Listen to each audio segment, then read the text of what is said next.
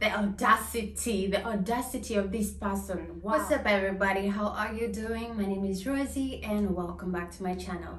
So as you can tell from the title of the video, I'm gonna be sharing with you the truth as per my own experience of buying a house or a home in Kenya as a millennial. Back in 2019 or around March, I was on Instagram scrolling away as usual at night, and then I came across the influencer who I was following, a Kenyan influencer, and she was advertising for a company which they were selling bungalows in Kenya.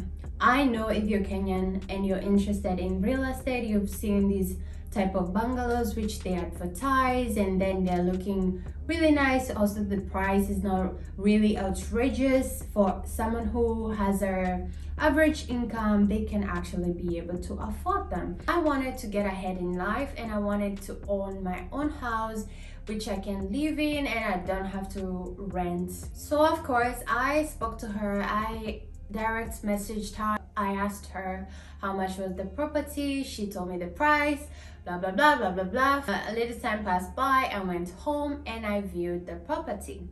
So she took me into one of the estates. It's in exit 14. If you live in Thika, then you know where this place is. And I think I do follow one guy, I think Pluto, and I think he owns one of their houses there. So anyway, I went there and I saw the house and I really liked it. And of course, after you like it, what do you do? They told me they're gonna start the next project and it's gonna be done within 15 months if I'm not wrong.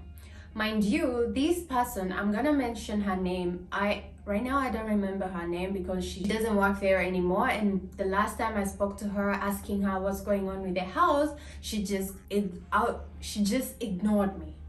So I went ahead and they told me, you know, we're gonna be finished within 14 to 15 months, the house will be done. So they told us, me and my mom, obviously, they told us that you do a down payment of 1.5 Kenyan shillings and the rest of the money you should be done paying within the time which is given to you, which is I guess 15 months as well. I really don't remember, but knowing me, I thought, you know, I'm gonna pay more so that, you know, you can see I'm really interested in having this house.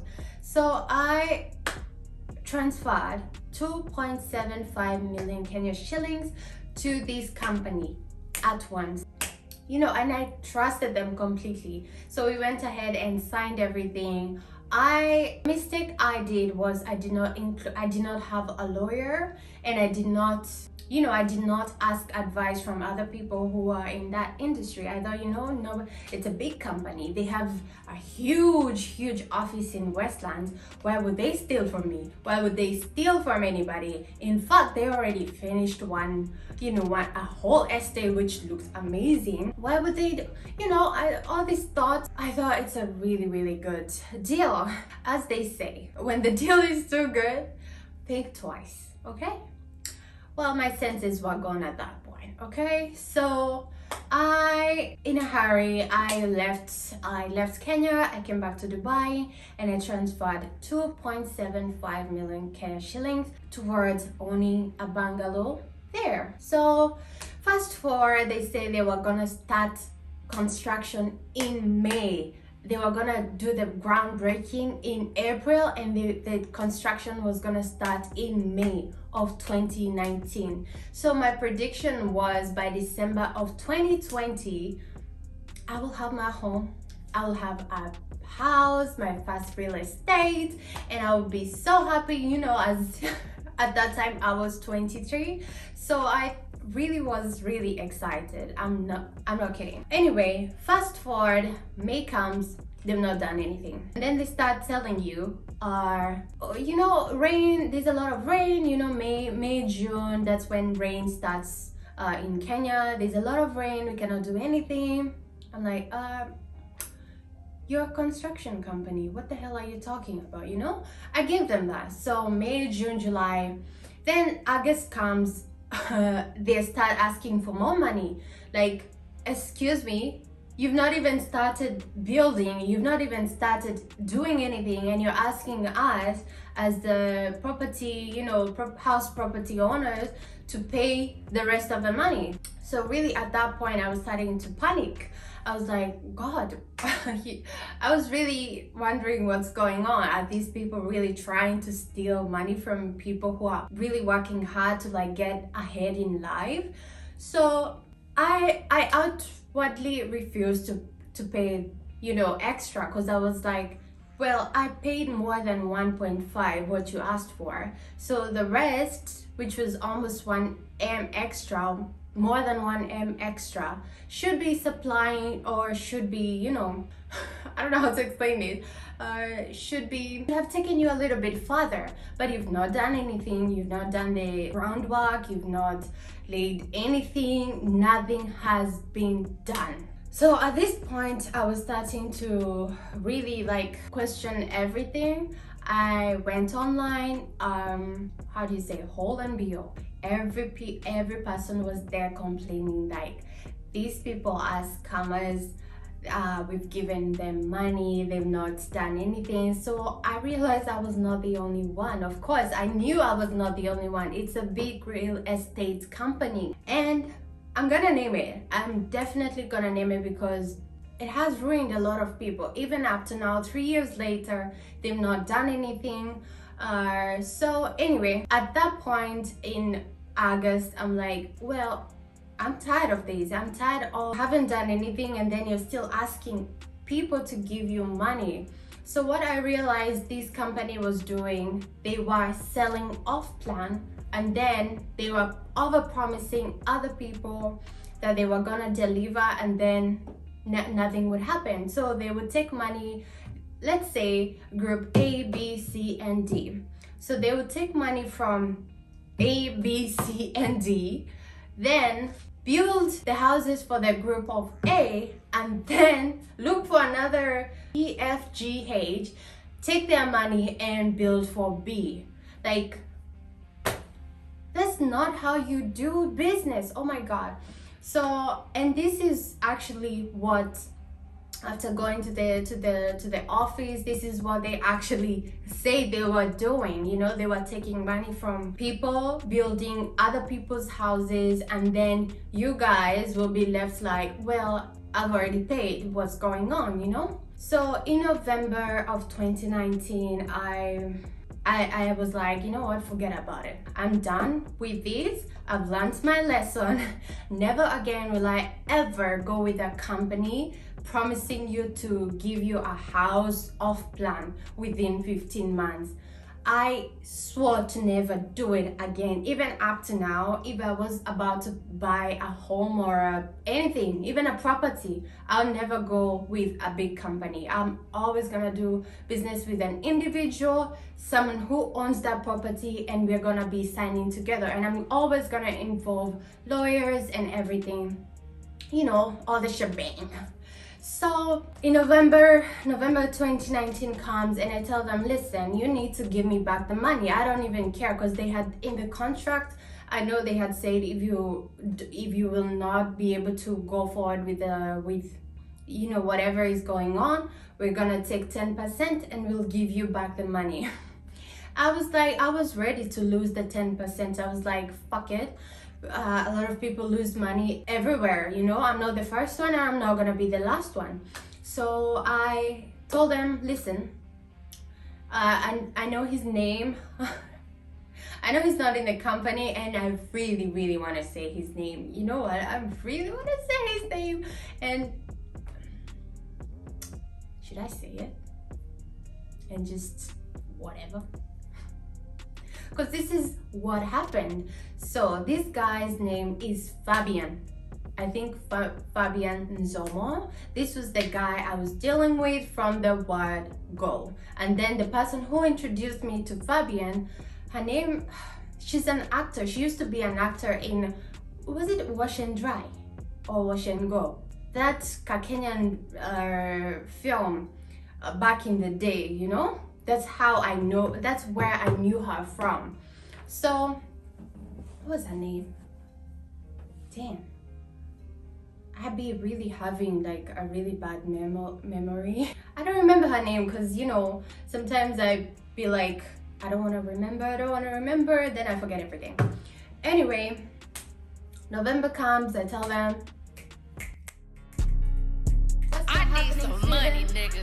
What's up happening? Fuck, I'ma do with 200. Cash out me right now. What's not clicking, Steven? I was like, give me back my money. Cash at me right now. Money back. You know, I'm Hurry up. here, you know, losing sleep, you know, working so hard for you to steal my money. So I was ready to lose like 270,000 Kenya shillings and never deal with this bullshit again, you know. Sorry to cuss, but he told me, you know what, instead of you taking back the money, why don't I give you this piece of property, a piece of land which would be the same cost as, you know, as what you've already given me. So that was 2.75 million cash shillings. I talked to my mom and we agreed it's better, instead of losing all the money and losing even 270,000. So it's just accept, you know, and say like whatever happened. And yeah, so that's what we decided. Anyway, they said, you know, what are they called? The titles was gonna come out within 3 months and you will have your title. I'm laughing because I was like, why do you believe people so easily, you know? November passes, nothing. December passes, nothing. January, February, and then March, COVID happened, you know? Oh, I shouldn't say that, but you know, whatever happened, happened, everyone knows. Now they got a new excuse. They had a perfect excuse. You know, COVID, the materials, nothing is coming, blah, blah, blah. I was done with them. You know, at that point, I was like, nobody's working, but you guys are still stealing people's money.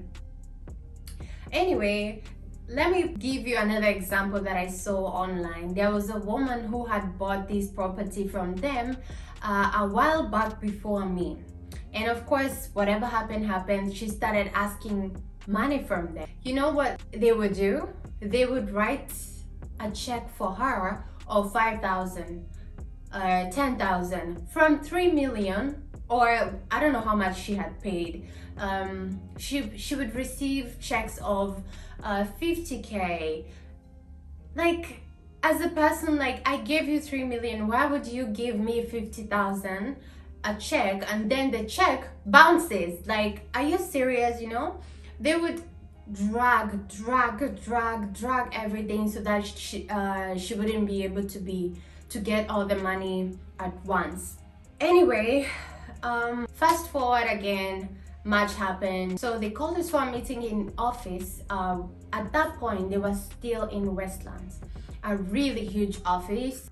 And you know, as a person, I don't know if when you're in Kenya, when you see these offices, you're like, these people have money, you know, they will not steal from you. So at that point I went, me and my mom went to the office, and I'm laughing because the audacity of this person, wow. He's like, you know, guys, we're waiting for you to finish up the payment so that we can start building. Building what? You've not started anything. Whenever we go to that land, piece of property that you're always saying that this is where the houses will be, nothing has happened. There's always napier grass everywhere. So other places, because there are a lot of companies there which are building stuff. Other companies, they build homes which are already completed by you. You have done nothing, you know, you're dragging everybody. Anyway, I was like, you're not getting anything from me again. You must be crazy to think that I would ever give you any more money from me. It was really like a circus, because I remember a woman asking me, can you give me your number so that we can say that you attended this meeting? I was so rude. I was like, give him my number for what? What have I done here? You just wasted my time. I think I was so rude. I feel like I was so rude. You know, it had gotten me to that point where I really don't care what you think about me. You owe me money, you haven't delivered, and then you're asking me for more money. This is not small money, you know? It's not small money. It's almost 30,000 US dollars. What are you joking? You're joking with me, you know? People get, you know, for this kind of things. Stop playing with me, you know? I'm nice to you. I decided, you know what, I'm not even gonna think about these things. I leave it to God. Whatever happened, happens. I started saying, you know, it's because I didn't involve God that this is happening. I started really blaming me, you know? But in real sense, there are people out there who are malicious. There are people out there who are out to earn a living without earning it, you know? So there are people out there who steal. So I started saying, you know, I'm not the first one to lose money, neither am I gonna be the last one. Even up to now, nothing has happened. 3 years later, I don't have anything to show for that property. The last time I was home, we went to see the property and finally they had done the beaconing.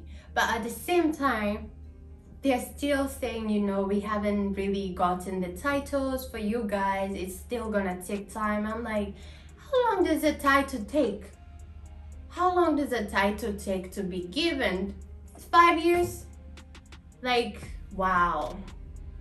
This land better appreciate for how much time I've lost through them, you know? So anyway, that's my story in trying to buy a house in Kenya. And the reason I'm sharing this is because I saw another YouTuber, Kenyan YouTuber, I don't know her name, but if I find her name, I will link her down below on how she got conned 5 million Kenya shillings. And I'm like, wow, girl, you're lucky. Cause damn, I mean, my situation is not as bad as hers. What to do, you know? Anyway, I promised you guys I was gonna name the company. I don't know if I've already named it, but if I haven't, the company is called Banda Homes Kenya. Yes, that's it. I know it was on the news somewhere last year but once some people were like, you need to give us money, you need to stop conning people, because even up to now I know that maybe there are people who are still getting into this company, getting the promise of owning a home, and then, you know, them derailing everything. And then there's nothing you can do because you've already given them the money, and once you start asking the money back, they give you 5,000. Like, what am I gonna do with 5,000, Steven? Like, So yeah, that's my story of owning a home as a millennial.